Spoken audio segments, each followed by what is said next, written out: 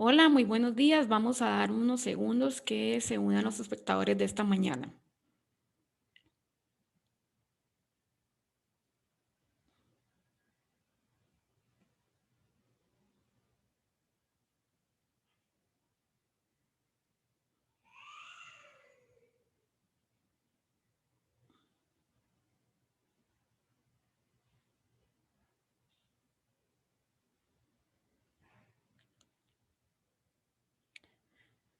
Muy buenos días para el CAMTIC y para Aliarse. Es un gusto contar con su presencia en esta mañana. Estimados representantes del gobierno, representantes de las diferentes empresas privadas y de las organizaciones gubernamentales. Señoras y señores, es un gusto para nosotros promover espacios como este de construcción donde podamos contribuir al desarrollo para contar con las diferentes perspectivas, ¿verdad?, de cada uno de los panelistas que vamos a tener esta mañana. Desde Aliarse nos unimos a los esfuerzos para hacer frente a los importantes retos que la sociedad costarricense y el mundo enfrentan, ¿verdad? Los retos a los que nos enfrentamos nos llaman a unirnos y articular iniciativas para fortalecer, la respuesta ante la crisis. Es con este objetivo que esta mañana desarrollamos este webinar, Transformación Digital del Estado, una oportunidad hacia la gobernanza digital. Esta mañana, como les comenté hace un segundo, vamos a compartir con un expositor internacional y con panelistas nacionales. Sin más preámbulo, le cedo la palabra al señor Paul Ferboy. Muchas gracias, Jennifer. Muy buenos días. Un gusto saludarlos desde CAMTIC. CAMTIC es la Cámara Costarricense de Tecnologías de Información y Comunicación. Agrupamos y representamos el sector productivo de información, tecnologías de información y comunicación acá en Costa Rica. Reunamos alrededor de 200 empresas en la Cámara. A quienes están escuchando, si forman parte de este sector, les invitamos también a participar con nosotros en la Cámara. Quiero tomar unos momentos para presentar a nuestro presentador, quien va a comentar sobre la experiencia de transformación digital en el caso de Oman. Hemant Murkoth, good morning. Hemant has 30 years of experience in the IT industry, having extensive background in implementing and overseeing national-level IT-related projects. As a seasoned management and IT professional, he has varied experience in multiple development platforms, and he's led several consulting teams on procurement, IT infrastructure engineering, subsidy deployment, and FDI implementation strategies for the government of Oman. Hemant is also the chief architect of the award-winning portal businessgateways.com. And I'm going to pause there in your presentation, Hemant, just to reflect on how we got connected. So maybe 4 months or so ago, CAMTIC was contacted by the procurement office in Oman to invite the IT companies of Costa Rica to participate in procurement. And when we had this contact, my first reaction was, well, we don't really know much about petroleum industry. You know, that's not exactly our specialty. And then they started to explain to us how Oman does procurement. And as we dug into that question of how procurement is managed, I was really impressed by how Oman manages these government services. And I asked a little bit more about how it was done, and they said, you need to talk to Hemant. So Hemant was the ideator of the procurement solution for Oman, but as such, Hemant has been instrumental in guiding Oman to a process of digital transformation through the deployment of public services that rely on public and private partnerships. Ahora, now, Hemant, I'm going to switch over to Spanish to reproduce this introduction, and then I'm going to turn the microphone over to you in just a moment. Les decía en inglés hace un momento que Hemant cuenta con más de 30 años de experiencia en el sector de las tecnologías de información y tiene una amplia experiencia en la implementación y supervisión de proyectos relacionados con la tecnología de la información a nivel nacional. Como profesional de la gestión de las TI, cuenta con una variada experiencia en múltiples plataformas de desarrollo.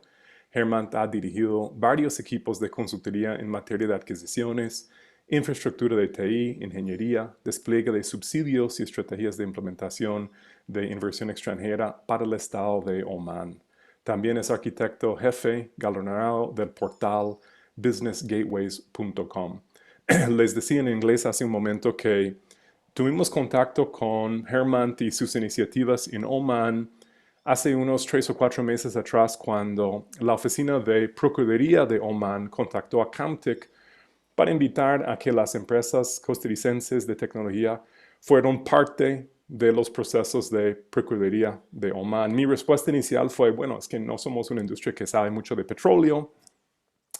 Nos aclararon más bien que justo parte de lo interesante para Oman comprar servicios en Costa Rica era como lo que dicen en inglés es un offset, es una forma de disminuir la huella de carbono de las empresas de Oman, cuya forma de producir energía obviamente es carbono intensivo. Entonces, cuando se voltean a la industria global, dicen, miren, Costa Rica es una industria que opera sobre energías verdes, sería una forma de descarbonizar lo que es la producción de los servicios públicos de Oman. Me parece como una visión muy extraordinaria. Cuando conversamos un poco más sobre ese muy interesante solución de procuraduría, subsidios y otros sistemas para el Estado de Oman, nos dicen, sí, todo lo de esta parte del Estado de Oman y la rápida transformación digital que han hecho en esos sistemas de procuraduría y subsidios públicos es porque tienen una alianza pública-privada con la empresa que representa Hemant.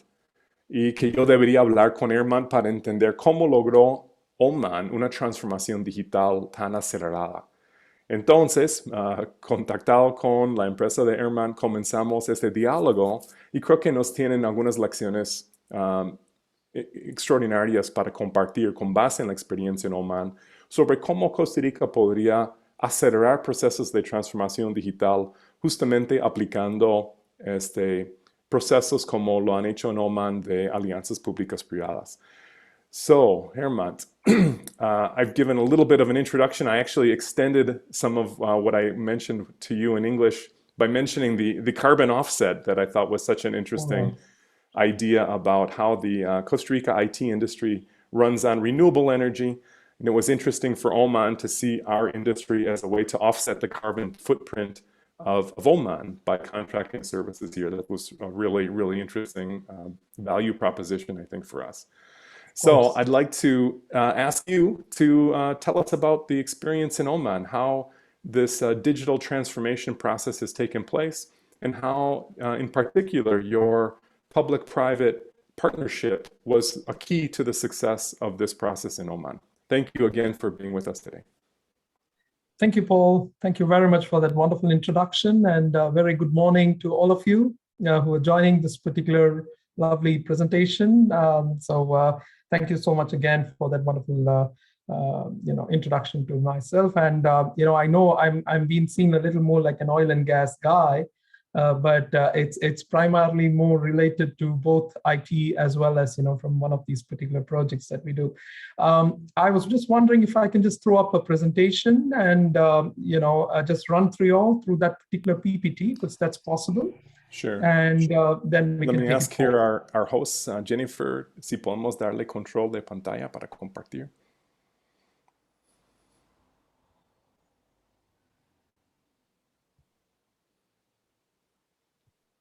Okay, so I hope all of you can see my screen now.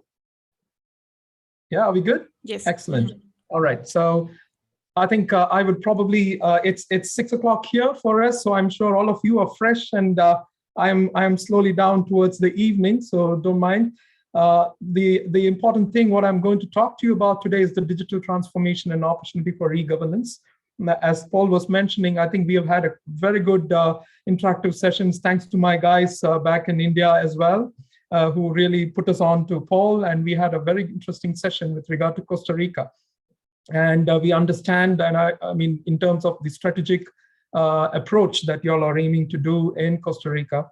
And I'm here today just to share my experience in terms of what exactly in Oman, what did we do as a company, as a project, and where exactly is Oman heading? So just to take you forward regarding our company as Business Gateways. 1 second, let me just hide this. Okay, yeah. So we founded in 2010. We are almost an 11-year-old company, an IT-driven company based in Sultanate of Oman. And our main focus is to develop platforms more from a design, build, and operate. So our journey in IT, our journey in Oman has always been in terms of, if I may use the word, public-private partnership models with regard to the PPP related to the design, build, and operate of multiple government platforms today. And our offices are, of course, located in Oman, and we also have a great team out in India who supports us in terms of the development and the nature of the projects that we implement. Okay, so these are some of the projects that we have actually implemented. And as you can see here, we have been, our journey started from 2010.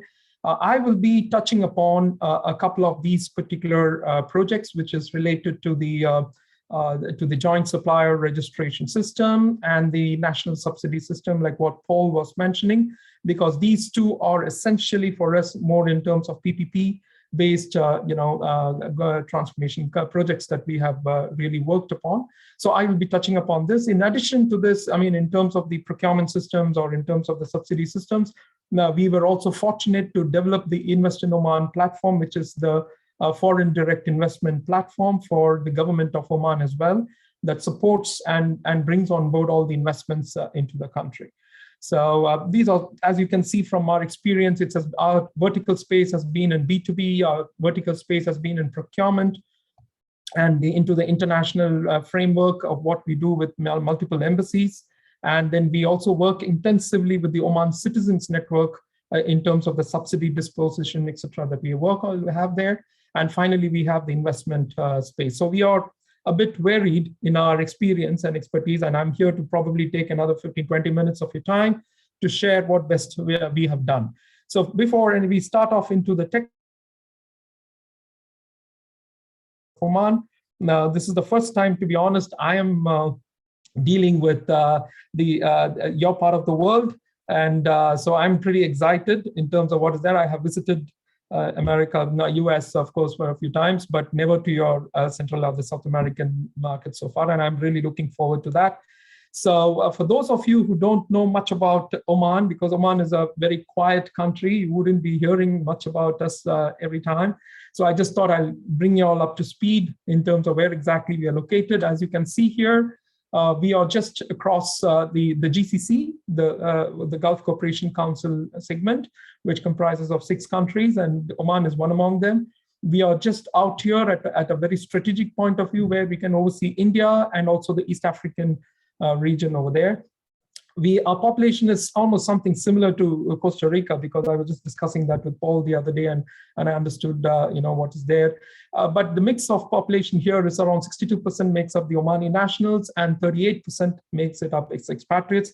I am one among them. I am a part of the expatriate committee because I'm originally from India as well. I'm living in Oman for the past, I think almost 10, 11 years now.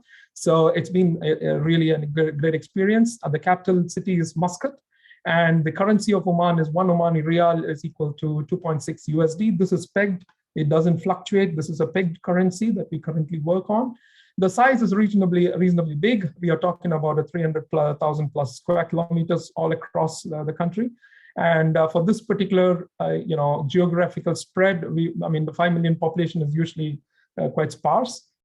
And the GDP is roughly in 2019, we were touching about some 6 billion. Again, I believe this is something close to Costa Rica as well. We are known for our strategic location, and Oman is focusing a lot on, even in terms of logistics and the tourism and other particular markets that they are focusing right now in. Oman had actually gone into something called as Oman Vision 2040, and this is like any other country's focus in terms of creating a vision for the entire country. And Oman has been really serious and focused on this particular vision, what we call as 2040. And but primarily it aims to bring together everybody, like in terms of, the lifestyle, the health, the ICT sector, of course, and of course the tourism, you name it, the whole gamut of all these particular sectors, with a core focus that by 2040, Oman aims to be one of the most, part of the developed nations in the world. So a whole lot of KPIs have been drawn up, and the government is working extremely hard with all the support of the nationals and the expatriates to push Oman towards to achieve the primary goals of what we have set up in 2040. So regarding Oman's digital transformation towards e-governance, what has happened is Oman, I'm now slowly focusing more into the IT part of it, where exactly we stand. So as you can see, Oman has started developing something here called as the e-Oman model, because as e-Oman, it's supposed to be a primary vision related to the ICT segment of Oman that we wanted to do. And e-Oman is essentially made up of 6 pillars of the national strategy for digital society. So essentially what is happening is they want to embrace the entire e-Oman principle as a concept, and with the focus of, even though it is in line with the 2040 strategy, they are looking at it something in the turn of, say, 2030. By the end of 2030, we must be capable of handling all these 6 pillars when it comes to the ICT. So starting with the advanced in the digital society model, it primarily aims at starting grassroots, where all the citizens in terms of even the youth, the Omani youth, will have to start getting onto the bandwagon of IT, go through all the digital training that they're requiring in terms of making sure that the skill sets that are required in the country is actually being created over there. The country wants to move also from the regular process-driven models into smart government and services, and they are very keen to operate in this particular segment. And this is where I think all the whatever we are going to also discuss would probably be falling into the smart government and services related to e-governance, etc. Oman is also attracting a whole lot of IT companies, technology-driven companies, to set up shop in Oman through investments. And primarily, they want to become a knowledge society, as they go forward. So one of the best ways to bring in knowledge society is through knowledge transfer, and that knowledge transfer can probably be happening through investments into the country. And that is what they're talking about, as creating an ecosystem. And it is very interesting to note that Oman is concentrating a lot on cybersecurity as well, because they want to be seen as one of the cybersecurity hubs within this particular Middle East region. So that's where they really want to concentrate upon.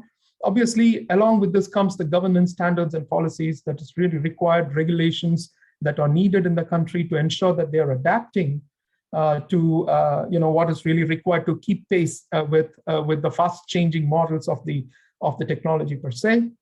Next gen infrastructure, because this is very important, where the country is quite mountainous around where we are living. I am living, for example, in the capital of Muscat. It's quite close to the sea, but the inner part of Oman is a challenge when it comes to infrastructure, when it comes to internet bandwidth technology and the reach out for the penetration of mobile infrastructure, etc. So a whole lot of focus and investment is going into the next generation infrastructure as well.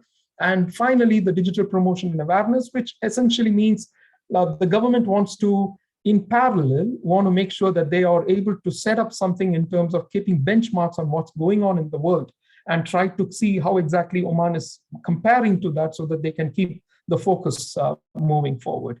So in this matter, what has happened here is Oman was initially planning to digitalize almost 59 government entities by 2024. And this process has already started, by the way. So what is happening is all the government entities that have been sitting around, in terms of silos of operations that are there, they want to think about how to bring in all the e-services, the e-governance into this particular model as part of the e-Oman initiative, and they're already rapidly moving ahead. And I'm pretty sure that by 2024, we are believing that the whole 59 entities, and even if not more, might be obviously joining the unified platform. So this has actually given rise to ICT-based public-private partnership projects, and the spend where we are expecting it to be around 5.5 billion in the next few years. And this is a huge opportunity as well for IT companies, ICT-driven companies worldwide, to think about how they can kind of come inside Oman and work consistently in terms of what they can do. Last year, Oman has actually endorsed a huge milestone in terms of embracing the Oracle Data Cloud for the data cloud-based e-governance.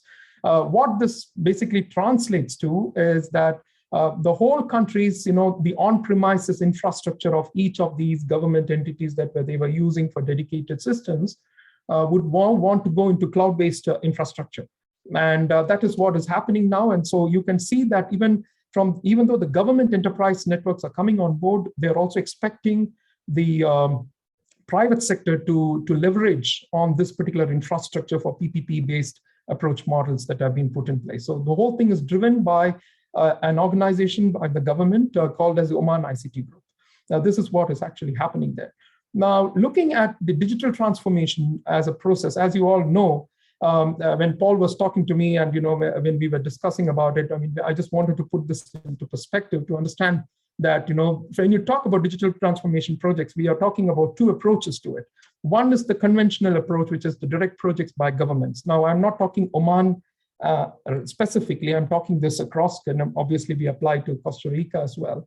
So now what it essentially means is currently all the digital transformation projects are being driven by the governments themselves. And the whole thing comes into e-governance, etc. Now, thanks to what is happening due to change in the country's models, the pandemic situations that have also impacted a lot of economies, there are deficits in the budgets of multiple governments. As you know, every country goes through a lot of deficits that are there, not to mention even Oman. So the government is a little tight-stringed when it comes to the spend, what comes through there. So the next best solution is to bring on PPP-driven projects.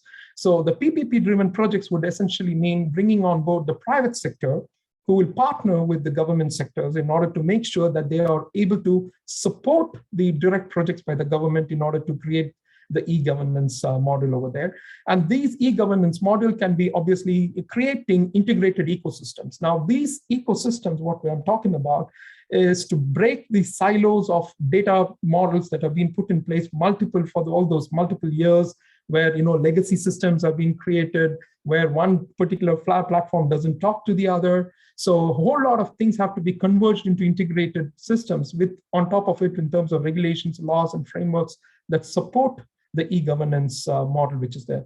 And obviously, when you talk about e-governance, it impacts people and it impacts processes. That's the simple logic of what we talk about as a digital transformation to e-governance. Whatever we do, in whichever part of the world we are in, when you talk about e-governance, it will have to impact the people and the processes that are put in place over there. So why are we discussing about public-private partnerships, and when should a government look at it from a private-public partnership models? When every particular project that we're talking about is super sensitive for itself. We are not talking about, there are no hard and fast rules to say everything is ambiguous away, because each project has to be looked upon on a case-to-case basis. Having said that, what would happen is some of the influences that I just thought which would probably impact would be, first of all, would be the agile business processes, where the requirement or the objectives of this particular project that we are talking about, if it is containing a lot of agility in its business process, where there's a change in the business process that is involving, then this is a perfect case for a PPP model to kind of come on board. When the government is running short of specialized expertise, when they want to really understand that expertise is required not just for a day or month or a year, it's a consistent factor, and when you realize there is a bit of a gap, this is another perfect business case for a PPP model. When you look at the adaptable resources that are required in the country in order to control and manage it, the changing infrastructure, for example, in terms of devices that are being used, where we are going further into mobile technology, or we are talking about further down to AI, robotics, etc., in terms of whatever is to be put in place, all the technology intensive applications that are required would be perfect examples or perfect reasons why a government might probably want to think about bringing on the private sector in order to drive it. And obviously, it goes without saying that when you know that projects are going to impact a bottom line over a period of time, because not all these projects are not a month or a year about, we are talking about 5 years, 10 years, 20 years down the line. So especially from IT perspective, I'm talking about, of course, PPP related to construction is something else. All these matters come into play here. So from a government side, these three particular components that I have mentioned here would basically essentially mean, how does the government ensure control? How does the government ensure that this partnership really works and delivers in terms of mitigating the risks that are going to come on board? Is to have obviously some strong SLAs with the private entities, is to have proper agreements in place with clear regulations and laws in place, which have to be put in place. These agreements need not be very heavy-sided, because some of the projects can be very light-headed as well, because you might just want to hit the ground running with simple projects where you want to start somewhere and operate. So the SLAs could be a great start there. Governments might want to own the data. This is very critical, because the citizens' data would have to be stayed by them. And obviously, it has to be a sustainable business model. So all this put together would be some of the reasons that we feel that, what is being there.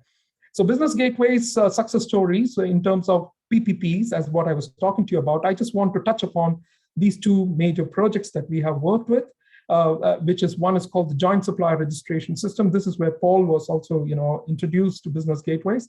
And we also have the subsidy system that I want to touch upon. I wouldn't want to go too technical today, because that's not the objective of this webinar.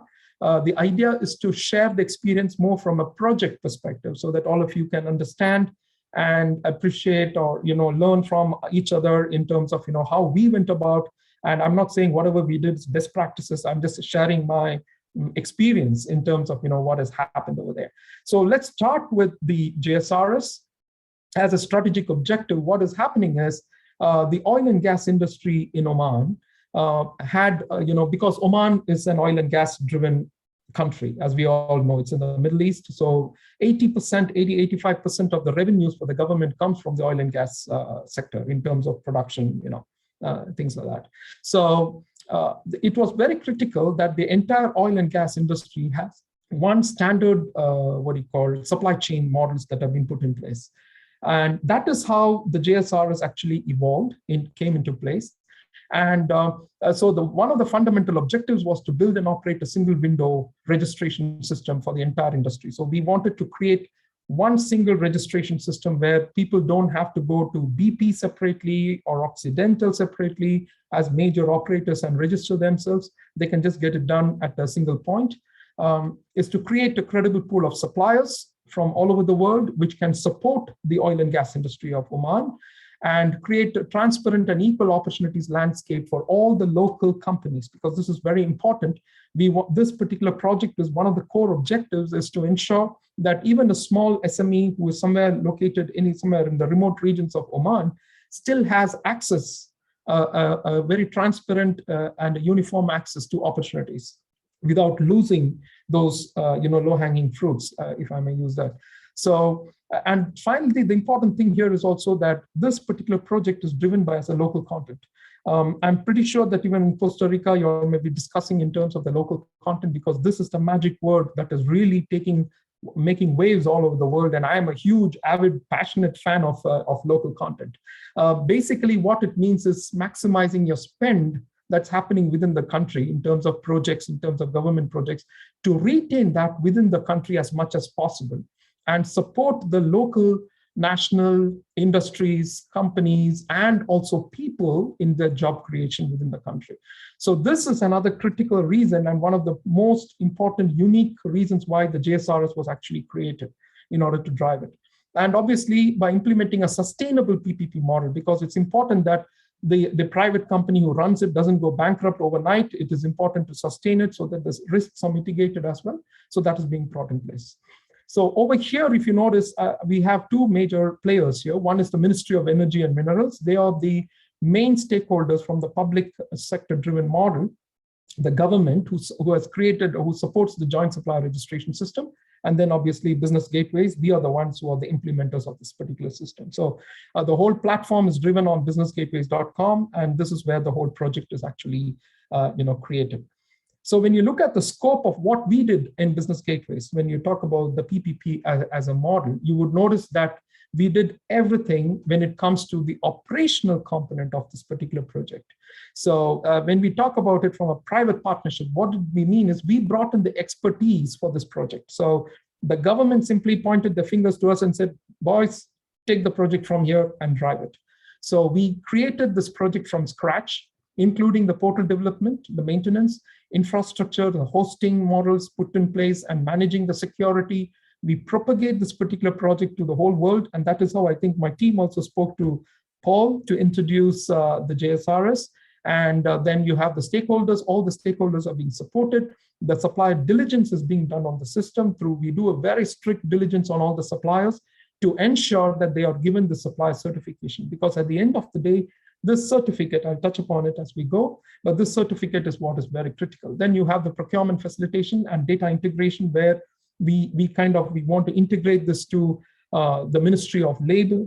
For instance, in order to identify the data, we want to integrate this to the Ministry of Commerce for all the commercial documents, etc. Everything to be done online, to be driven over there. So all this is a 24/7 job that I have a fantastic team. To be honest, I'm blessed with a great team both back in Oman and India who really helped me drive this particular project over here. So what does the public sector model they do here, essentially from the ministry's perspective? First of all, they handle the project strategic steer. Now, when I say project strategic steer, it means, if you notice, the deep operations are managed by business gateways on a day-to-day basis, 24/7. But when the project requires some strategic changes, when we want to expand or enhance or do something of further impact into the country, then we discuss this with our stakeholders in terms of the Ministry of Energy and Minerals, and then take their advice and their nod before we go forward. So this is what I meant by the strategic steer. Mandates are given by the ministry, because this is very critical for me to explain, that the government has issued a mandate for this project that all suppliers should be on board this particular system before they can be even awarded a contract. Now, this kind of a belief or a trust or a thing is a classical example why the GSRS succeeded, because without the support and the belief and the compliance drive by the government, like the Ministry of Energy, this project would never have happened. Irrespective of whatever the skills we have, that doesn't matter, to be honest, because the drive has to come from the public sector, and that's where they kind of fit inside. So they handle the revenue model. They decide how much is Business Gateway is going to earn out of it, what is the price control in terms of subscription fees, etc., to be put in place. They monitor the local content to make sure all the SMEs are given the right kind of projects, and they are awarded the right kind of projects, and of course the project management. So this gives you an idea, I hope, between the spread of the roles and responsibilities that go within a typical project of this nature when it comes to IT. The deep operations done by the private sector, and the compliance and the trust and the enforcement that comes from the public sector. This is the perfect combination that can definitely drive everything that's put together. So we have with us the supply. We have currently more than 10,000 suppliers on the platform, and we have more than 122,000 products and services. And this is the certificate of approval that we give. Now, this particular project, as you notice, if the certification is issued both jointly by Business Gateways and the Ministry of Energy and Minerals. In short, if the company doesn't have the certificate, they cannot be even bidding or participating in tenders within the oil and gas operators model. It is so strictly enforced in order to be successful. This is an example that I just put in here to show you the mandate by the government. I just thought I'll take a screenshot and show it to you, which indicates that suppliers who intend to participate must have the GSRS active certificate. Now, this is the enforcement that I'm talking about. This is where the government and the public side of support would come into play in order to keep this particular project going. So these are all the main operators who actually depend on the GSRS for their procurement. We have the likes of BP, ENI, as you all know, many of them know. We have Petroleum Development Oman, which is one of the largest oil and gas operators in Oman. And we have Total, we have Shell, all the multinationals who are operating in Oman who need to use this particular platform. And we have also gone beyond the oil and gas today. We have gone into other sectors as well, including telecom and logistics, etc., that are put in place. So this is the overall buy-in from the systems that are operating, and all these projects and all these functionalities are driven by these operators, where we are talking about contracts management, we're talking about local content monitoring, data export, supplier certifications, etc., that are put in place. The project is managed between business gateways, everybody. How we started this particular project, and this would be of interest to you all, because when it comes to implementing private and public partnership models which are being put in place there, you would realize that we formed working groups in the beginning before we went live in order to understand the system, in order to ensure that the system is working fine. So the working group had the Ministry of Energy and Minerals. Their project management office was the core, the main stakeholders or the go-to people for us when we wanted to operate. So all the directions were coming from them. So we formed a working group. And once we went live, we started moving into a steering committee model where all the operational decisions were done by the contracts and procurement forum models. This is primarily more related to the oil and gas in Oman. I mean, if it is Costa Rica, I'm pretty sure you will form your own forums and your models and your entities that are being put in place. So when it comes to strategic decisions, we have the highest forum that we go to in order to do it. So the reporting structures are very interesting because we ensure that there is the intensity of reporting, the intensity of advisories that we require forms a pyramid. And this is the pyramid structure that has actually helped us operate this platform for the past, I think, 7 to 8 years now. And we are doing great on this particular model over here because it's been treated as one of the success stories in this entire region itself. So what is the impact of the JSRs that we have achieved today? Is almost 7 years of this operation that we have done. It just started off as a registration system. Now, this is important for you all to understand that the projects don't start with the whole jing bang. We are talking specifically by starting with the smaller units and then building it up and take it step by step further down into the levels. It supports the vision, and it has created a comprehensive supplier network, more than 100 countries worldwide.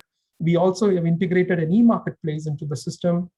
And we have more than $1 billion worth of local content opportunities that we have delivered to the local companies within Oman who have actually benefited from the system. We are managing more than $10 billion worth of contracts online this particular platform today. And it's extremely serious when it comes to managing these kind of projects. Very soon, we are going to integrate this to e-commerce and drive e-stores and stuff like that for the companies to work on. And for business gateways, it has been a huge learning because when we started this project, we didn't have much exposure, to be honest. And for the last 7 years, it has been a huge learning in terms of getting ourselves into the systems that we are there. So I'm going to interrupt just one moment while you, yes. I know that you're going to quickly present the national subsidy system. I wanted to give you that chance before we cut to the panel. So maybe you could take another 2 minutes to talk about that subsidy program. Thanks. Absolutely, Paul. So the subsidy system is essentially something where this was done primarily for the support of the entire citizen network in the country, where all the subsidies were given to the much needed required people in Oman. So this was an entire subsidy system that tracks both fuel subsidy and the electricity put together. And this is a very interesting project. You all can visit this project in nss.gov.om in order to understand what we do there. And how does it work? We have more than 450,000 registered subsidy seekers as well who are operating with these particular cards that are put in place. So this is my key takeaway that I wanted to highlight to you all. When it comes to digital transformation from a PPP, it's like making sure that the operating entities are empowered, not literally controlled. There's a huge empowerment that is required. The involvement of the government ownership is absolutely needed. I don't mean interference. I'm talking about involvement over there. Synergy through unification, sustainability of services are needed. The business model should be able to self-sustain itself in the long run. Expectations will have to be managed, encouraging transparency because both sides will have to be equally transparent to one another to make sure that this project delivers, and then ability to evolve based on challenges. So that's about it from my side. Thank you, Paul, and thanks everyone for listening to me. I hope I haven't overshot the runway. No, it was an excellent presentation. I'm going to take 1 minute to summarize some of your takeaways. Entonces, Hemant nos estaba contando primero un poco sobre Oman, ¿no? Solamente para darnos la idea de que es aproximadamente el tamaño en población que Costa Rica, similar inclusive al Producto Interno Bruto también. Cuando arrancan el proceso de transformación digital, definen básicamente dos modos de operación, lo que son proyectos directos, en donde hacen contratación directas o hacen desarrollos propios, pero deciden de que para acelerar el proceso van a usar también modelos de alianzas públicos-privados. Y mencionan de que en ese proceso algunas de las claves para arrancarlo era asegurar infraestructura nube del sector público. O sea, necesitaban como el lugar en donde estandarizar la entrega de esos sistemas. Y también definieron un grupo de trabajo sobre lo que llaman el grupo de TICs de Oman, que es justamente quien define cuál es el ecosistema de integración de los sistemas y cómo asegurar un modelo de gobernanza de ellos. Luego, Hemant nos comenta sobre cuándo aplicar los modelos de APP. Quería nada más mencionar algunas de las condiciones. Específica de que ciertos sistemas requieren procesos ágiles porque tienen frecuentes cambios. Menciona de que en ciertos campos hay acceso limitado de recursos. Me imagino que se refiere a los recursos propios de las entidades del Estado. También en las entidades mencionó de que habían tenido efectos negativos por pandemia, necesitaban acelerar inversión, pero los recursos son limitados, entonces ven a las alianzas públicas-privadas como una forma de adjudicar los recursos de una forma diferente, que les permitía lograr sus metas en un tiempo muy limitado. También habló de cuando aplicar APP en situaciones en donde la infraestructura va a sufrir cambios aceleradamente. Aquí tenemos el caso de telecomunicaciones, redes 5G, el uso de inteligencia artificial y otras tecnologías que hace que, como van a estar cambiando, no querían que el Estado se adueñara de sistemas o procesos que luego hay que estarlos cambiando constantemente.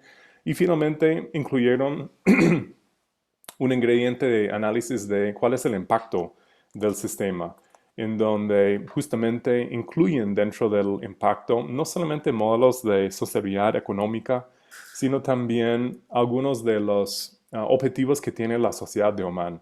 Él habla de contenido local, y cuando se refiere a contenido local, está refiriendo a una forma de favorecer en los procesos de contratación a los proveedores locales para asegurar de que parte de la inversión que hacen en procuraduría o inversión en alianzas públicas privadas también terminan en las empresas locales. Y para cerrar, quería mencionar que cuando hace la división de labores, para decirlo así, ¿no? Menciona que del lado de la alianza pública-privada, en el lado privado, es un modelo de diseño, construcción y operación, lo que en inglés se llama design, build, operate, ¿verdad? Eso es un poco lo que hace la empresa. El Estado diseña la estrategia, asegura la regulación, la aplicación de las leyes y regulaciones, asegura el modelo económico sostenible, asegura que está logrando los fines de contratación de contenidos locales y también es la oficina de gestión de proyectos, el PMO. Entonces esos son los roles del Estado y ahí ellos logran un balance en gobernanza entre quién opera, quién diseña, construye, opera y quienes están guiando el proyecto.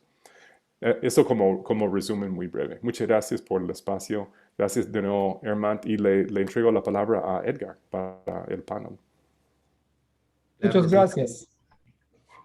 Gracias a ti, Hemant. Muy buenos días a todos. Buenos días, Paul. Muchas gracias también a CAMTIC y Aliarse por organizar este interesantísimo evento. Thank you, Hemant, for the presentation. Very, very interesting. Thank you. And in fact, we have one question from Elizabeth Arroyabe, and this question is related to my question for you. She said, how open has the Omani government been in making regulations more flexible in order to implement public-private partnerships that may be the biggest challenge in a public-private partnership?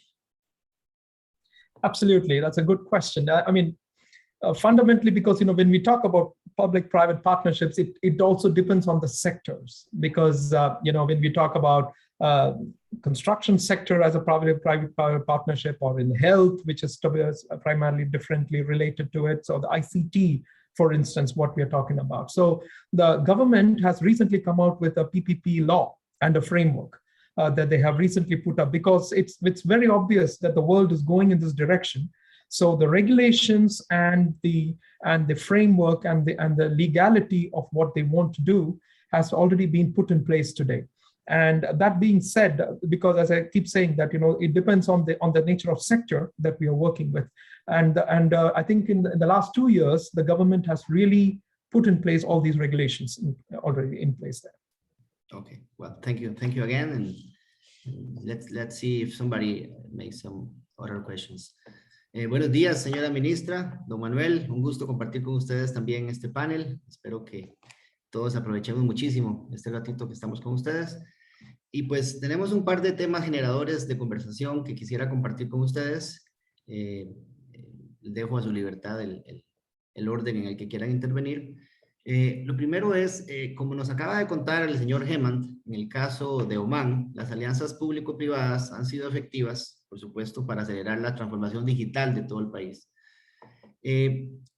Para el caso de Costa Rica, concretamente, ¿cuál ha sido el papel que han tenido estas alianzas público-privadas como herramienta precisamente dentro de las soluciones de transformación digital?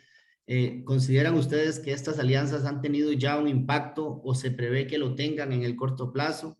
¿Qué obstáculos han existido para aprovechar estos modelos de alianza público-privadas? De nuevo, muy buenos días, señora ministra y don Manuel. Buenos días. Sí, muchas gracias por invitarnos a participar en el panel. Un cordial saludo desde el Ministerio de Ciencia, Innovación, Tecnología y Telecomunicaciones. Me complace poder compartir este panel con don Manuel. Mucho gusto, don Manuel. Tal vez una cosa que yo quisiera comentar es la siguiente. Me parece que en nuestro país en realidad no hemos aprovechado las alianzas público-privadas, que es un instrumento valioso que precisamente nos puede ayudar no solamente a acelerar la transformación digital, sino en otros campos también que requiere el país, ¿verdad? Particularmente en transformación digital, recordemos que hay algunas cosas que todavía están, podríamos decir, o hasta hace un tiempo estuvieron bastante incipientes en el país. En primer lugar, por ejemplo, hasta el 2017 se crea la Dirección de Gobernanza Digital en el MISIT, ¿verdad? Y se ha venido trabajando en mejorar, digamos, esta gobernanza en general del gobierno digital y la transformación digital. Y en este proceso de trabajo conjunto, donde se han ido estableciendo algunas cosas, han venido cambios importantes que nos pueden ayudar a acelerar esa transformación. Por ejemplo, particularmente en el tema del gobierno electrónico, la reciente creación, la aprobación de la ley de creación de la Agencia de Gobierno Digital. A pesar de todo eso, es muy claro, no solamente desde MISIT, sino en general desde el Poder Ejecutivo, que instrumentos como las alianzas público-privadas son los que nos van a permitir acelerar todos estos procesos, que debemos ir más allá de los procesos típicos que se han utilizado, que es contratación, ¿verdad? La simple contratación, licitación, eso es verdad. Sí, dentro de ese camino también me parece que hay varias cosas que tenemos que ir puliendo, ¿verdad? Precisamente porque no se han aprovechado tanto estas alianzas público-privadas y a veces me parece que a veces en la gestión pública hay un grado importante de temor a hacer cosas, ¿verdad? De preocupación de hacer cosas. Cuando de repente pasa algo, entonces la gente en vez de tratar de cómo solucionar, corre a hiperreglamentar cosas. Y eso entonces hace que instrumentos valiosos como las alianzas público-privadas se nos entraben. Y pienso que esto es un proceso, digamos, de madurez que tenemos que ir generando, de acostumbrarnos a estos instrumentos, por supuesto, siempre todo dentro de la administración pública, o sea, es una cosa que uno sabe que siempre, digamos, tiene sus particularidades, que uno tiene que hacer una revisión exhaustiva de normativa y demás para asegurarse de lo que está haciéndolo bien, pero a veces, como decíamos, hay como un pánico, ¿verdad? Pasó algo y entonces la solución para que supuestamente nunca pase nada más en la vida es llenarnos de reglamentos y requisitos y cosas, ¿verdad? Y entonces hay gente que controla al otro y al otro y al otro y al otro, pero digamos, en el fondo hay algo, me parece a mí todavía más fundamental, y es que si el control interno y la administración pública funcionan como deberían funcionar, y si las personas que incurren en, podríamos decir, comportamientos indebidos, realmente son, ¿cómo les digo?, llevan los procesos que deben llevar para determinar responsabilidades, entonces, a ver, ya eso debería ser suficiente para que entendamos que el sistema realmente funciona y que esas cosas no deben pasar, en vez de correr a generar más reglamentos y más trabas. Y me parece que en el caso de alianzas público-privadas es una cosa, en primer lugar, que como les decía, desde el Poder Ejecutivo es claro que es una valiosa herramienta. El mismo señor presidente nos ha dicho, vea, consideren también alianzas público-privadas, ¿verdad? Recuerden que tenemos este instrumento, pero claro, vean que en este momento, ¿qué cosas podríamos hacer para mejorar eso? Revisar precisamente la normativa que tenemos para alianzas público-privadas, que tenemos un reglamento que nos hace generar un montón más de burocracia alrededor de temas de alianzas, ¿verdad? Entonces, por ejemplo, el reglamento actual nos dice que cada institución que quiera utilizar ese instrumento tiene que empezar por generar un protocolo, ¿verdad? Ya eso es ¿verdad? Yo he visto y sinceramente hasta me digo yo, ¿cómo es esto, verdad? Está bien que uno tenga que ordenar las cosas, pero yo he visto protocolos que son de cientos de páginas. Eso no puede ser. O sea, gastamos más tiempo haciendo protocolos que trabajando en la misma alianza. Y el proceso se vuelve tan complejo que, dice uno, ya en muchas cosas ya se empiezan a parecer a las licitaciones, ¿verdad? Entonces uno dice, entrar a un proceso tan complejo, ¿verdad? Donde hay que hacer que protocolos y cosas, crear una comisión o una unidad, ¿verdad? Entonces, digamos que eso desestimula que se generen alianzas público-privadas. Pienso que de las primeras cosas que uno puede hacer es hacer una revisión de esto e incluso vean que el reglamento actual es una cosa que hemos estado discutiendo precisamente. Hay varios, digamos, en el gabinete que tenemos esta inquietud. Ni siquiera establece una diferenciación por, digámoslo así, cuantía de la alianza público-privada. Entonces hay que pasar por el mismo engorroso procedimiento si es una alianza de algo muy pequeño y puntual a que si es una alianza de una mega obra en el país. Entonces esas son las cosas que tenemos que ir aplicando, yo diría con todo cariño a los compañeros y compañeras que son abogados, un poco de ingeniería en la abogacía, ¿verdad? De que tenemos que optimizar procesos de acuerdo con el tamaño de lo que vayamos a hacer y ir generando como esa lógica, siempre guardando, por supuesto, todas las previsiones legales. Y eso es lo que yo pienso, digamos, en este momento, en realidad, de la Agencia de Gobierno Digital, que es la que se va a encargar de la ejecución de proyectos, por ejemplo, de gobierno digital, podría hacer estas alianzas también, pero claro que sería mucho mejor que los caminos estuvieran mucho más despejados para facilitar esta participación del sector privado. Tenemos muy claro que si el sector privado no participa en esto, junto con el sector público, los procesos van a ser mucho más lentos y no importa si ya tenemos una agencia de gobierno digital, la agencia se convertiría en el cuello de botella, porque la agencia no podría hacer todos los proyectos con la velocidad que se requiera. Tendría que ser una agencia gigante.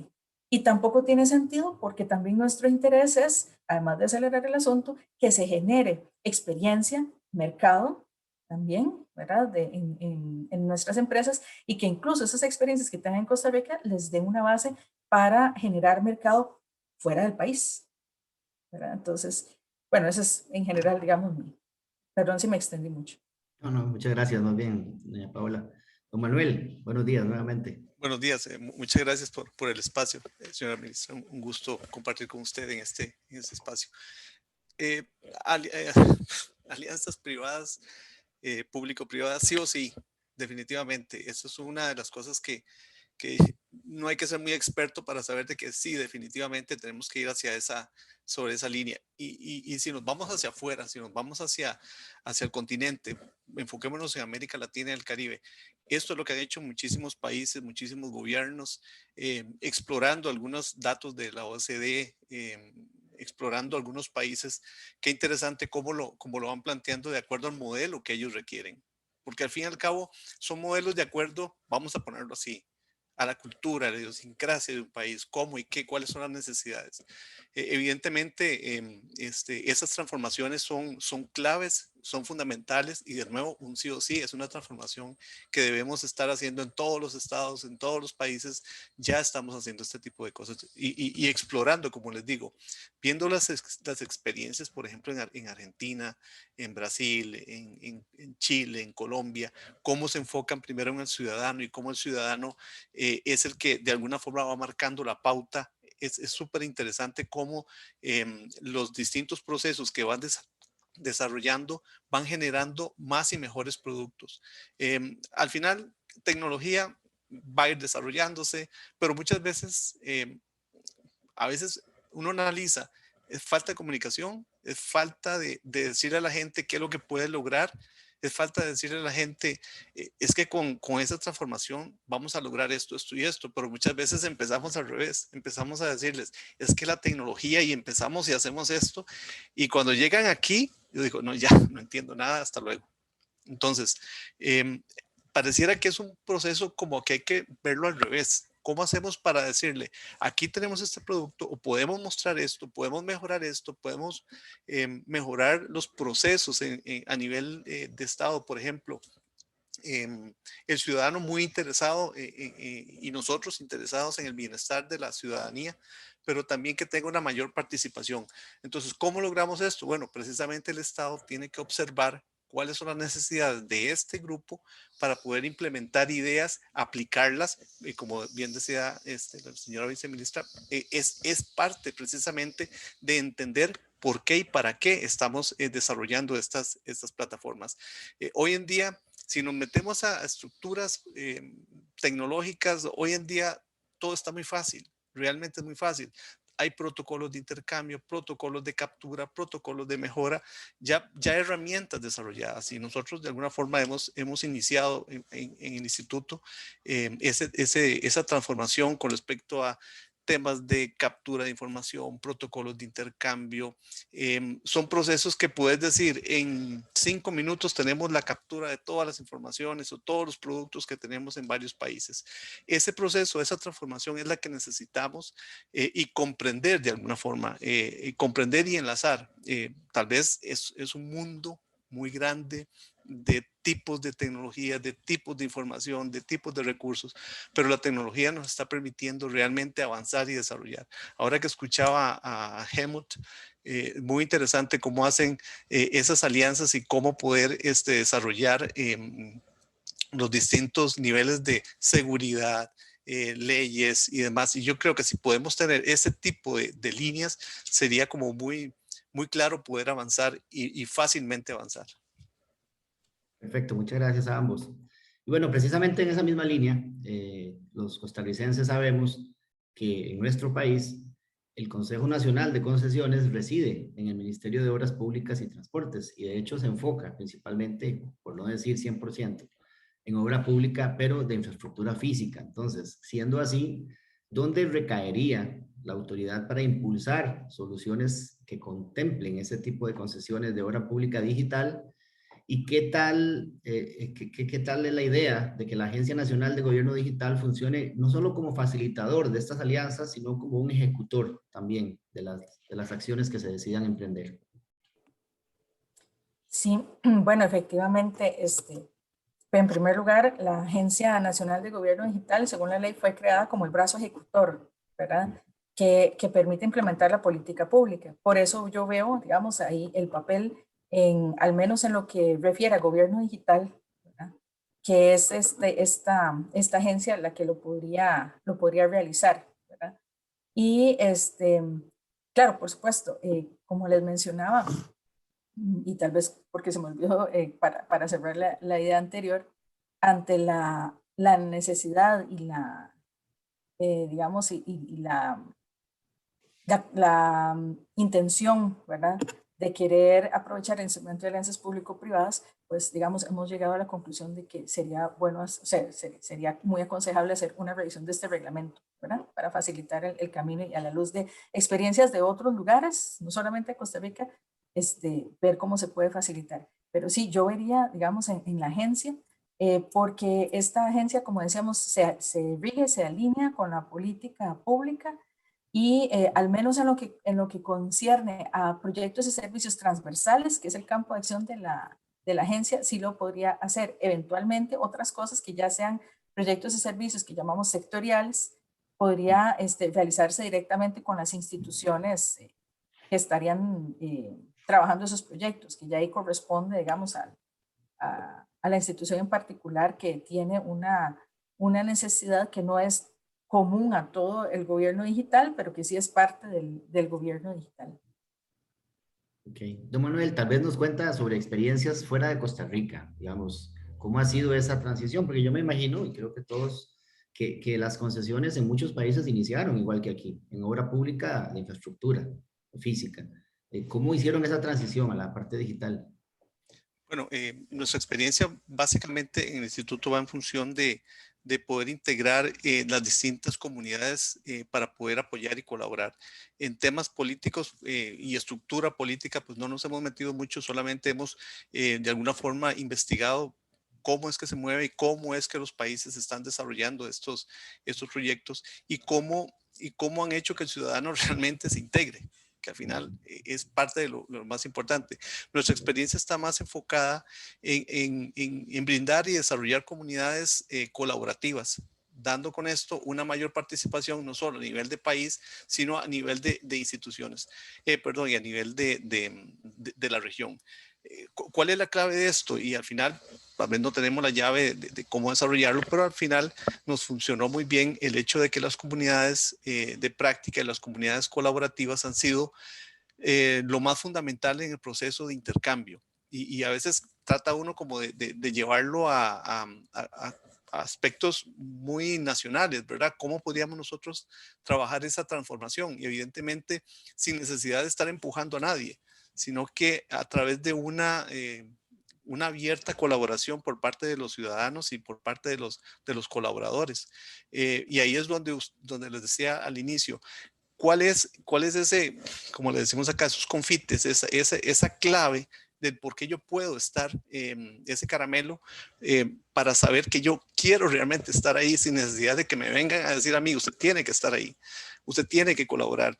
Más precisamente es cuando le damos un valor agregado a los productos y a los servicios, es cuando las personas, las organizaciones, las instituciones, la comunidad en general se hace parte de estas instituciones. Y así es como de alguna forma las comunidades en las que hemos trabajado construyen juntos, comparten juntos, se equivocan juntos y mejoran juntos. Entonces esa es parte del beneficio de trabajar en comunidad y sabiendo exactamente cuál es el norte para todos y teniéndolo bien claro ha sido como la clave pongámosle de esta forma, del éxito de la colaboración. Ok, bueno, muy bien, muchas gracias a ambos.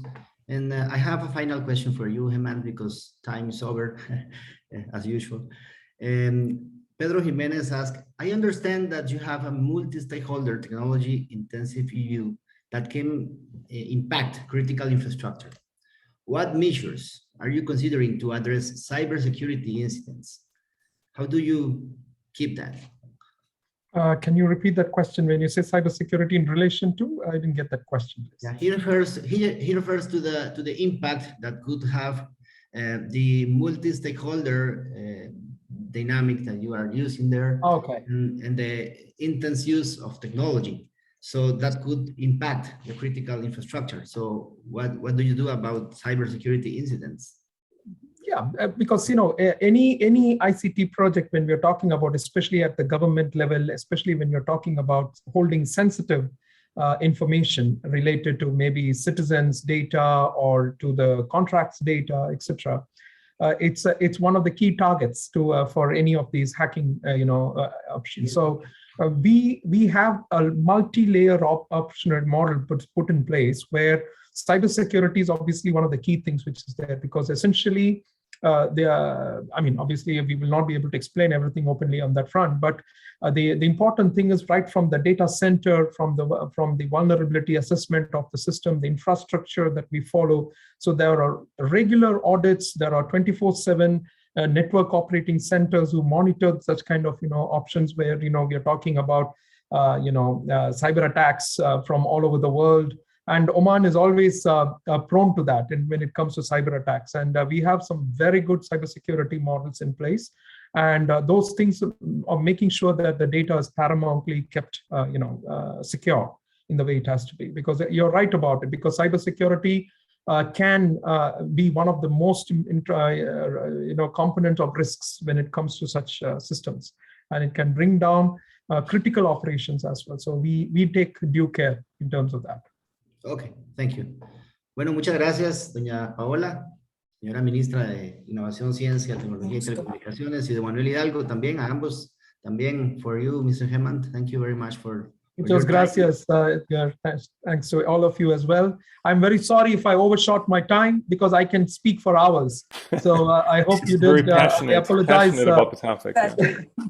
Okay. Cool. I wanted to It's just interesting to hear your experience. Yeah. Thank you, ma'am. Thank you so much. I appreciate it. Thanks again, Hemant, for sharing with us that experience. You've opened up a dialogue here that was really interesting to get these different perspectives from Manuel and doña Paula. So we're going to actually continue these dialogues. We have another 2 events, one next week and then another one 2 weeks later. We're going to continue talking about APP or public-private partnerships here in Costa Rica. Le estaba confirmando con Hemant que quedaron muchas preguntas abiertas y estamos siguiendo con este diálogo. Vamos a continuar con las actividades sobre alianzas públicas privadas en el proceso de transformación digital la semana entrante con un panel sobre obras públicas privadas a nivel de instituciones del Estado, y luego en 15 días lo vamos a hacer a nivel municipal. Entonces les invitamos también a quienes están compartiendo con nosotros este panel. Vamos a continuar en estos días. Si tienen esas preguntas que quedaron ahí por contestar, vamos a llevarlos a los otros panelistas también. Y obviamente si tienen otras preguntas que quieren hacer, por favor, nos hace saber en CAMTIC o aliarse. También participen en las siguientes sesiones y continuamos el diálogo. Muchas gracias de parte de CAMTIC. Jennifer, le dejo la última palabra. Muchas gracias a todos los panelistas de esta mañana. En el chat les acabo de compartir el enlace del registro para el webinar de la próxima semana. De todas formas, pueden también consultar en las redes sociales de ambos organizadores, ¿verdad? Para que puedan unirse y formar parte de los próximos paneles. Muchísimas gracias a doña Paola, muchísimas gracias a don Edgar, muchísimas gracias a Hemant y muchísimas gracias a don Manuel por unirse esta mañana y de forma colaborativa, ¿verdad? Contribuir a expandir el conocimiento que tenemos los costarricenses, pero sobre todo las necesidades y cuál podría ser un camino a seguir. Muchísimas gracias a todos y feliz mañana. Hasta luego. Hasta luego. Gracias. Bye-bye. Gracias. Bye. Gracias. Bye-bye.